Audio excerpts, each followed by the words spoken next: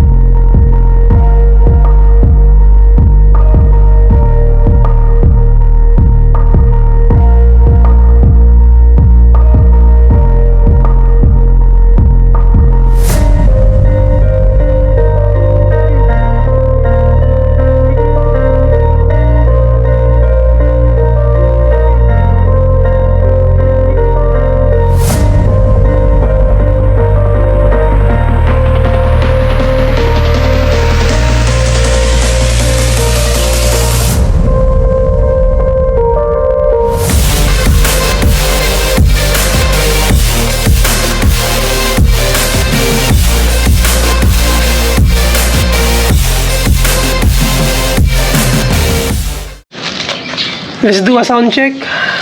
SC Project Phone System, Kawasaki Z650.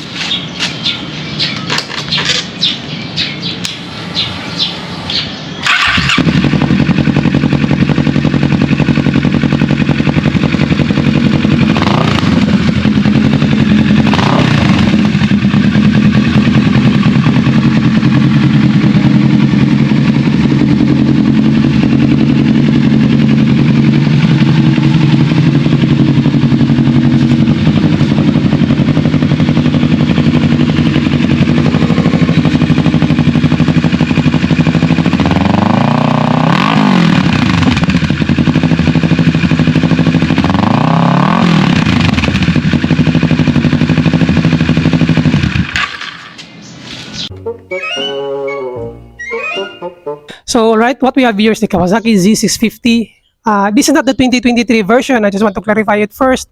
But again, for the 2023 version, for this version, this is 2021, they still have the same specs. Same TFT and everything, static, the same. For the latest, is the difference is only the color scheme. So again, I just want to clarify it, same everything.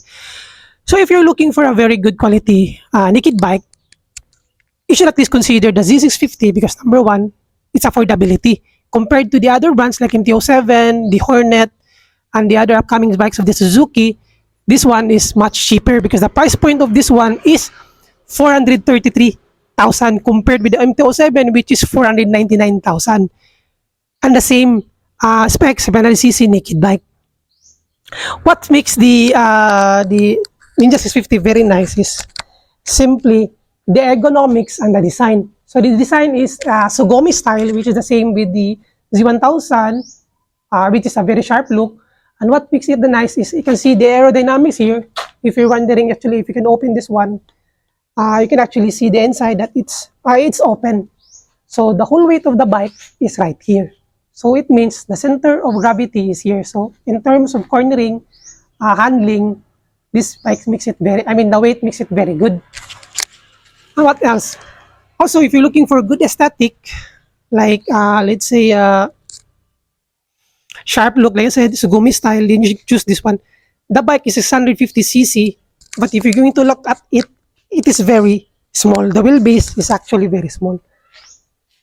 So I am 5'11", but you can see I am flat-footed, and the bikes, aesthetic-wise, is sharp, small, and easy to handle. Easy to handle and easy to handle in cornering. See, you can see the release frame here, which is very nice, makes it more aggressive. Especially for the latest versions, it is more, the color is more sharp. So for this one, the owner replaced it with a tail tidy, which is this one.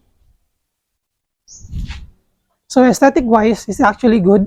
But if you're going to ask me compared with the MT07, aesthetically, I will go with the MT07. But in terms of affordability, good quality, good power in torque, and also in mid, then I'll go with this one. And also for the MT07, it is very much expensive considering 700cc for a 499 displacement. I mean 499 price point. So now let us go for the engine specs and discuss furthermore. Alright, so for the engine specs, it is actually 649cc 2-cylinder. You can see the headers here. Okay, liquid cooled, 4-stroke, 4-valve, 6-cylinder, total of 8. Dual overhead cam and a 6-speed transmission. So what makes the Z650 is it is very open. And the bore and stroke is 83 by 60 millimeter. That provides you max power of 50.8 kW at 8,000 RPM. And the max torque is 65.7 Newton meter at 6,500 RPM. 6,000 RPM. 65.7 Newton meter at 6,000 RPM. And the compression ratio is 10:8:1. And the max RPM is 12,500. Okay? And it can go to 0 to 100 in less than 4.5 seconds. So actually, that is very good thing. And for the fuel capacity, it is 15 liters fuel injected. It consumes around 17 to 22 km per liter. So again, it depends on your riding style and on your weight. But considering it is a 650cc, it consumes fairly enough. And you know, it's a big bike. So you don't need to expect that it will consume less fuel. So for its tires, for the front, it is 120 by 70 by 17. And the owner will replace it or change it into Diablo Rosso 3. But the stock tire is Dunlop Sportsmax Road Sport. And for the rear, it is 160 by 60 by 17. But again, the owner changed it into Diablo Rosso 3 and down it to 150 by 60 by 17. So again, stock tire is 160 and it is Dunlop Sportsmax Road Sports. And for the brakes, for the calipers, it is actually Nissin, which is actually good. And for the rear brake, it is 220mm single disc. And for the front, it is 330mm dual disc brakes, and the calipers are still Nissin. And for its master cylinder, it is Nissin. So considering the price point and the brakes that they are using, it is actually very, very nice. And now for its features. So for its features, it has dual channel ABS, assist sleeper clutch, Bluetooth connectivity. But again, for the latest version, the only difference is for the latest, it has a traction control. So it has KTRC or Kawasaki traction control, and it has 3 levels. First is full, second is medium, and third is off. So that are the things that you will get for if you purchase the Kawasaki Z650. So now let us go for the other details. Alright, let us go for the owner's upgrade. So for the muffler, like I said, it is using an SC Project Fall system. You can see to the headers, horn, radiator guard with legit Z650, sliders, auxiliary light from Kawasaki. So what you can see for the rear, he removed this the fender. Bar inside mirrors, quality of grips is actually nice. Legit Kawasaki LED lights, rear and front, turning indicators are bulb. So again, you should consider that one if you want LEDs. You can see here, quality of engine is actually very nice. Texture, quality of paint. Here's the shifter, up and down. So the reasoning of this, you can see that pointy thing, it's an indicator or warning that you are in its maximum leaning corner. So at least you have an idea to when to stop cornering. So for the rear, okay, as you can see here, one nice thing about the Z series is you can actually see it from behind. So later we're gonna turn this on, see the Z logo. So this is the foot peg, some hooks here. You can put on hook for your extra bag if you're gonna have a long travels. So let's check the key. So for the latest version, they have different design, but still, it has an immobilizer. So that are the only updates for the 2023. So the quality of seat is actually nice. So this is 14,000 Odo, 2021 version. So as you can see the seat, it is still, the quality is also very good, no deteriorating. So can actually say that it is very good quality. Good for OBRs also. Tank is metal, which is actually good. So for the frame, it is stainless frame, which is lightweight and very good quality, very strong quality of metals. And here's my small opinion about this bike. So I know a lot of people will try to convince you and compare it with other 600cc naked bikes, but again, you should consider that each bike is unique.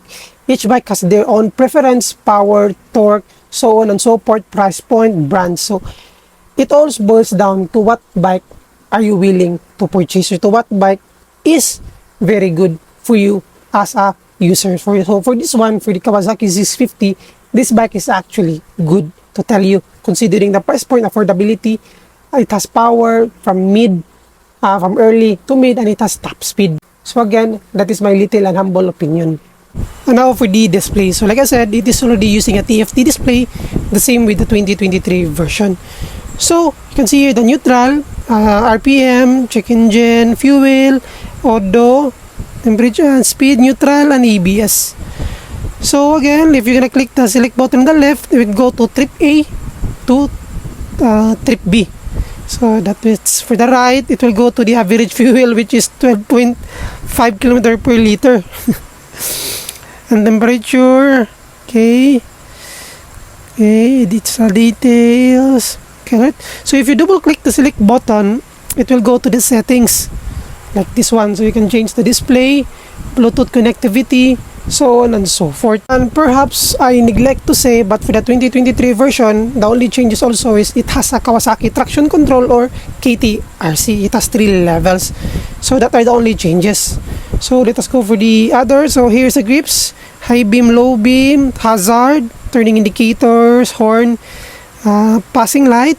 Okay, right side is kill switch and ignition. Very basic. So the grips are, like I said, good quality. Clutch is very light because of assist and sleeper clutch. So, and also the owner upgraded it for an aftermarket. So here's the daytime running light, and also here's LED. So like I said earlier, for the rear, you will see the Z logo. Okay, so here it is. So you can see here the Z logo. So all of their Z series or naked bikes has this kind of rear light. So again, this is what you get. And for the suspension, for the front, it is 41mm KYB standard version. You can change the preload or anything. So what you see is what you get. And for the rear, it is a still KYB, monoshock, and a horizontal backlink and preload adjustability. So those are the things that it will offer if you purchase the Kawasaki Z650. So by that, it is, I mean, let's be honest, it's worth it for a price point of 433,000, and you know, it can go up to 200 miles, 200 km per hour, so it is pretty much even. Alright, so let's go for its dimension. So again, I am 5'11". One nice thing about the Z650 again is, even though it's a 600cc, the aesthetics, ergonomics, weight looks like a 400cc displacement, which my NK400 is way much heavier compared with this one. So the seat height is 719mm, ground clearance is 130mm, curb weight is 185 kg. So I am 5'11", I am flat-footed, and this is what it looks like. So if we go into the attack position, oh, wow! So for me, that is relatable! I'm going to hit the display. So again, if you're going to ask me, this bike is really good because of its power to weight ratio. This is actually very nice, which is 650cc with a weight of 185 kg. So in terms of its torque, this one is really good.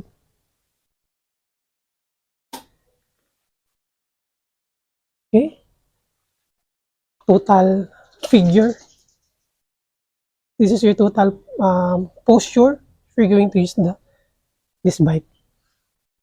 OBR is here. Peg. Alright, so what else?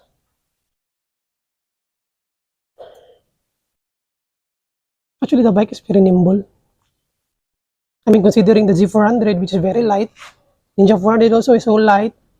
The Z650, it is actually light. So if you don't know how to handle this kind of bike, especially in top speed or in cornering, then you should at least have an experience or training, because for me, considering that I am so light, so I prefer more heavier bikes, especially in top speed and cornering. Okay, that's it. So let's have a test drive. Let's go. Okay.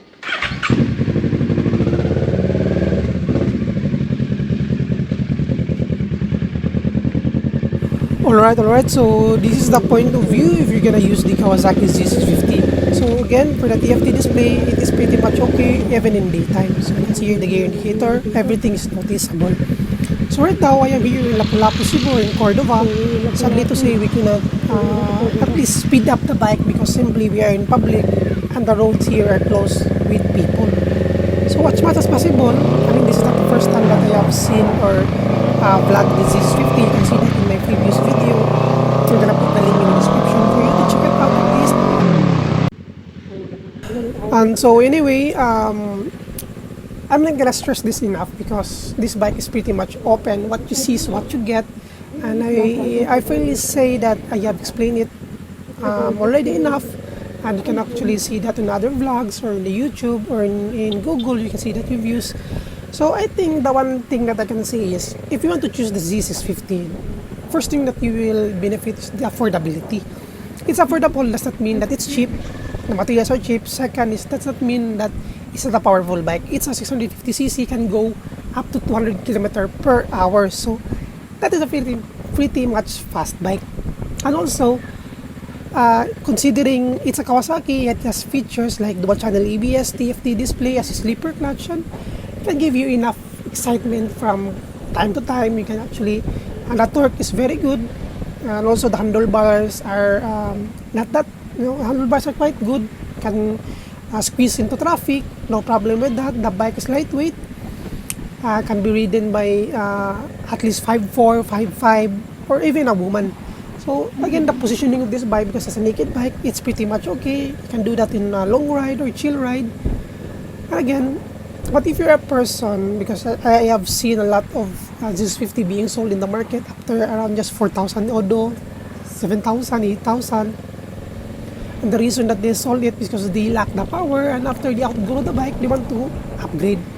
So again, if you're a person looking for, power, adrenaline, then this bike is not for you. You can at least just try the CB650R instead, or you can add more than go for a sports bike if you want so much speed. Because this bike is for those people who want to chill, want to experience relaxation and drive, and just want to experience the excitement and fun and in a long ride. So again, I think that's fairly enough reason for you to consider the Kawasaki Z650. Okay. Anyway, if you're gonna compare it with the MT07, the first thing that you compare is the price point, which is the at least gap of around 50 plus or 60 plus, because the MT07, like I said, is around 499,000, which is pretty much expensive considering it does not have any assist sleeper clutch, and also it does not have TFT display and Bluetooth connectivity. So I guess that's it. So if you love what I have done here, push the subscribe button, and if you want updates, push the notification bell. So thank you so much for your time. See you in my next vlog. God bless and ride safe always. Again, for the owner of the Z650, thank you, sir, Iker, for allowing me to borrow and review your Z650. Nice bike. Thank you so much for your time. God bless and take care, everyone. And enjoy the last bit of the video.